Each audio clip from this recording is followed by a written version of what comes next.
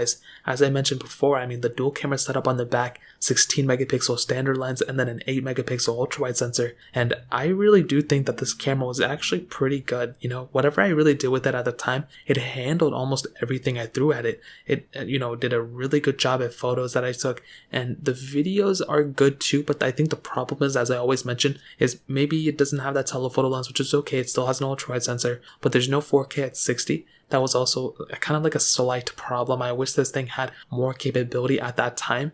But again, when you look at the, other, offerings at that time, the S7, the 7 Plus, those phones could also only do 4K at 30, but I always mentioned in those videos too, there's no 4K at 60, so that's probably one thing you're missing out at. But the front camera as well, 5 megapixel front facing camera, only 1080p here too, so it's kind of like another issue. You're really not going to be getting, the best quality front camera, and I really do think this is where the LG V20 really doesn't do too well in terms of a camera standpoint. The back camera I think is pretty decent, but the front camera is not that great, and if I had to change one thing about this phone, it definitely would not be the front camera, it would be the software. But regardless, I really do wish this phone had a better front facing camera.